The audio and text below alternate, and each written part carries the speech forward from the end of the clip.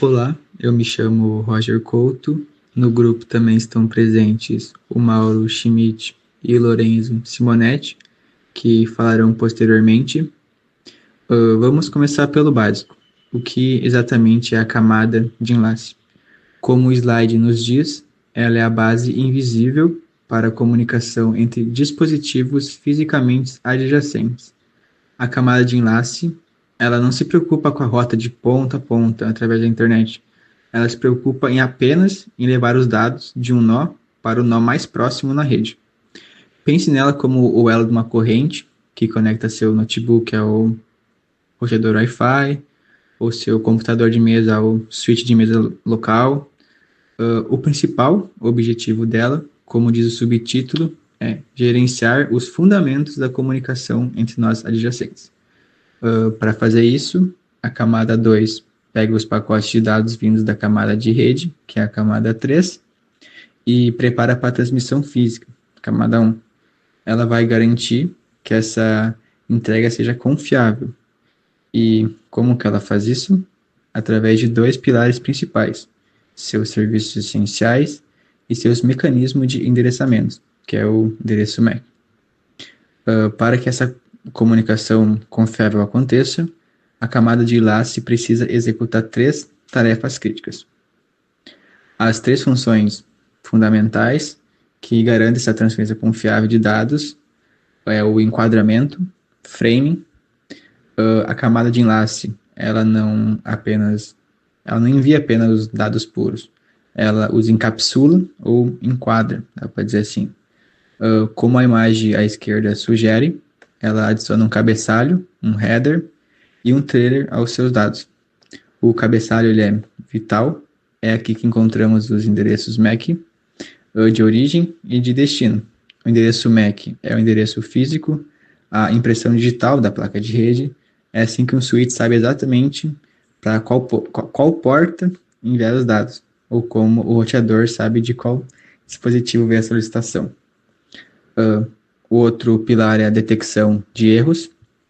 Obviamente, as redes não são perfeitas, pode haver interferência elétrica, ruído, ou os bits podem ser corrompidos, um 0 vira 1 ou vice-versa.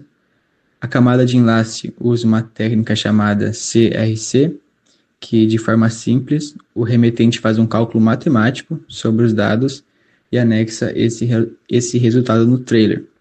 O receptor refaz o mesmo cálculo. Se os resultados baterem, ótimo, o quadro está correto. Se não baterem, o quadro é considerado corrompido e é simplesmente descartado. Ou seja, a camada de enlace ela não tenta corrigi-lo, apenas joga fora. O terceiro pilar é o controle de acesso.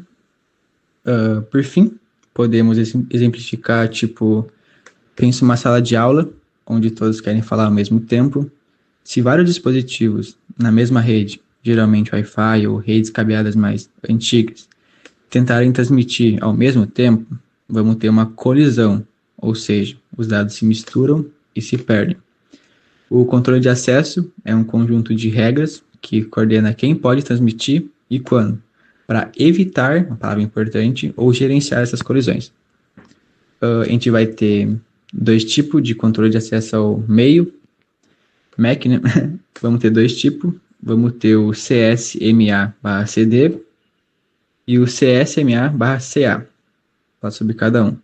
Na internet cabeada, a gente tem o CSMA/CD. O nome é Carrier Sense Multiple Access with Collision Detection. Vamos quebrar para ficar um pouco mais fácil. Carrier Sense, detecção de portadora, meio que uma tradução livre. O dispositivo primeiro escuta o cabo, entre aspas. Se estiver livre, ele começa a transmitir. Multiple Access, vários dispositivos usam o mesmo meio. Collision Detection, que enquanto está transmitindo, o dispositivo continua escutando. Se ele ouvir um sinal diferente do que ele está enviando, ele sabe que uma colisão aconteceu. Aí o que ele faz? Ele para imediatamente. Ele envia um sinal de jam para avisar todos do acidente, da colisão, e espera um tempo aleatório antes de tentar escutar e transmitir novamente. Esse tempo aleatório é a chave para que os dois não colidam de novo imediatamente. O CSMA-CD, que eu estou comentando agora da Ethernet cabeada, é, portanto, reativo. Ele age depois que a colisão é detectada. Diferente do que eu vou falar agora, que é por rede Wi-Fi sem fio, que é o CSMA/CA. No Wi-Fi, o problema é um pouco mais complexo. Você não pode detectar uma colisão da mesma forma, que é o que chamamos de problema do nó oculto. Por isso, o Wi-Fi usa o CSMA/CA, que daí fica Carrier Sense Multiple Access with Collision Avoidance, ou seja, a palavra-chave é evitar. A ideia aqui não é detectar a colisão, mas evitar antes que ela aconteça. Como, além de escutar o meio, ele usa um mecanismo de reserva. O dispositivo envia um pequeno sinal chamado RTS, que tipo, ei, roteador, eu quero enviar dados. O roteador, se estiver pronto, vai responder com CTS, que é ok, todos, por favor, em silêncio, que o dispositivo X ou Y vai falar. Somente, isso é importante, somente após receber o CTS que o dispositivo vai transmitir seus dados. E ao final, o receptor vai enviar um ACK para confirmar que recebeu tudo corretamente. Diferente do primeiro, o CSMA/CA é, portanto, proativo. Ele toma medida antes da transmissão para prevenir a colisão. Bom, eu vou basicamente explicar o dilema entre o endereçamento da camada 3 e da camada 2, onde nós temos dois endereços que operam simultaneamente. A camada 3 é o endereço da IP, que é o endereço lógico e hierárquico, né? Ele define o destino final da comunicação, não importa onde que esteja no mundo. Por exemplo, o IP do servidor do Google, assim. E o endereço MAC, que é a camada 2, que seria o endereço físico daí, que ele é gravado no hardware, na placa de rede mais específico, e ele é utilizado para uma entrega local, né, um enlace local. Seria basicamente comunicação entre a máquina e o roteador, por exemplo. O problema é que a camada de rede, ela sabe que precisa enviar um fotograma, né, para IP, que seria o gateway, né? Mas a camada 2 de enlace, que fisicamente constrói o quadro de frame para o cabo, ela não entende IP, ela só entende MAC. Então, como que o computador descobre o endereço MAC do roteador, sabendo só o endereço de IP? É aqui que entra o ponto da discussão, né? Que seria o protocolo de resolução de endereços ARP, né? Que a gente chama. A solução é basicamente o ARP, que é o protocolo de resolução de endereços. A função do ARP é servir como um protocolo de tradução dinâmica. Né? Ele é a ponte que mapeia o endereço lógico, que seria o IP, para o endereço físico, que seria o MAC, dentro do mesmo segmento de rede. Sem o ARP seria impossível, basicamente, porque o host saberia até o destino lógico, mas ele não teria o endereço físico que é necessário para o switch encaminhar o quadro corretamente. Então, o ARP é um processo complexo, mas ele basicamente determina. Não é um processo muito complexo, mas ele determina tudo. Ele opera em 4 etapas fundamentais que eu vou explicar agora no slide 5. O slide 5 ele mostra basicamente a metade do processo, a fase de descoberta ou de requisição, que chama. E a gente vai supor que o host A ele quer enviar dados para o host B, tá? Que seria aquele roteador 192.168.1.1. Primeiro, ele vai passar pela etapa de verificação do cache ARP, né? Primeiro, o host A ele consulta na tabela local o cache ARP, e essa tabela armazena os mapeamentos de IP para MAC que ele aprendeu recentemente para otimizar a rede. O host ele fica, eu já possuo entrada tal no meu cache?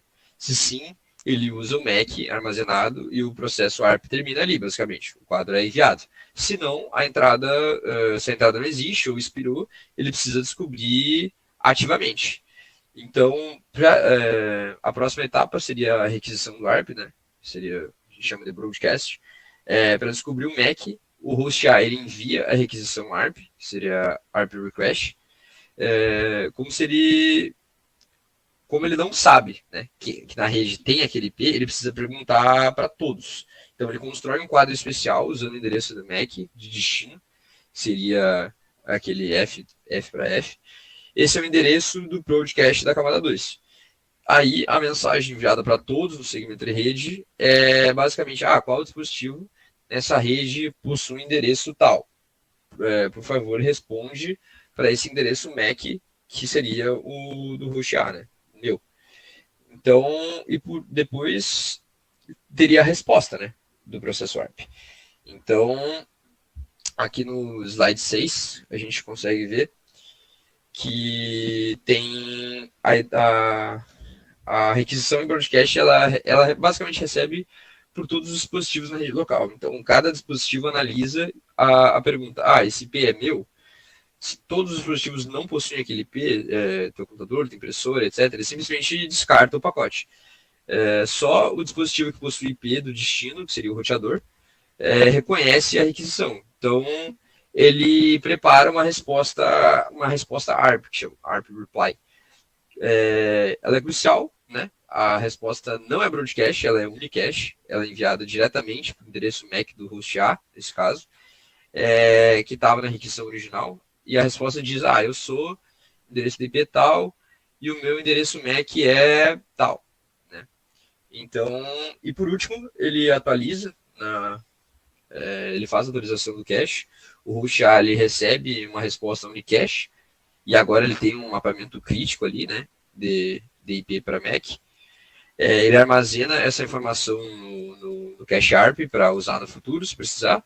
Finalmente, ele vai encapsular o datagrama do IP original no quadro internet e preencher o MAC de destino correto para enviar esse pacote. Concluindo, o ARP é um mecanismo fundamental, né, para fazer a ponte entre o endereçamento lógico da camada 3 e o endereçamento físico da camada 2. Enquanto o IP determina o destino final da jornada, né, o ARP e o MAC resolve o problema de como chegar no próximo salto, né, em cada rede local. Esse processo de requisição em broadcast e a resposta em unicast, que permite que as redes locais elas funcionem e que o roteamento entre diferentes redes seja possível, né? Essa seria dessa única forma. Então, agora eu vou explicar o fluxo de comunicação numa rede, mostrando como é que ela transforma o endereço IP no endereço MAC para poder ser enviado para outro dispositivo. Na fase 1 é quando tu acessa um site. O teu computador descobre o endereço do IP final, do destino final, e a camada 3 depois determina aonde que é para mandar o primeiro pacote, que geralmente é o IP do teu próprio roteador, e depois é um IP já cadastrado, já definido para padrão. Na fase 2, ele é preciso para fazer o envio do pacote até o roteador. Primeiro ela descobre o endereço MAC que corresponde ao IP do gateway. Ela faz isso com ARP, e depois ela pede o IP e recebe o endereço físico MAC do destino final.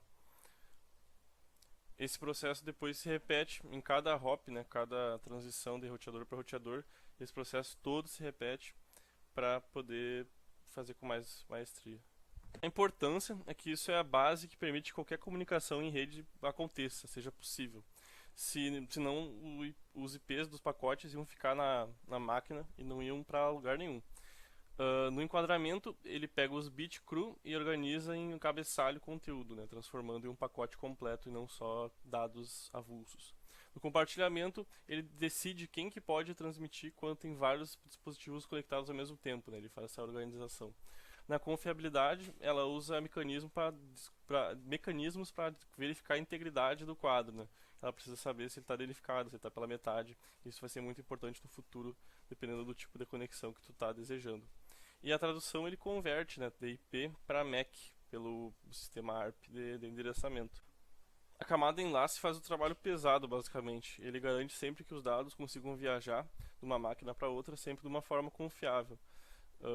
Porque ela faz isso porque o meio que acontece tudo isso é o meio físico, e nesse meio físico pode ter diversas interferências e diversos problemas que a camada de enlace trata de basicamente regular todas, né? Então ela faz isso com aquelas 4 funções principais que eu citei anteriormente, e é uma das principais camadas da rede, uma das mais importantes, que umas primeiras criadas também.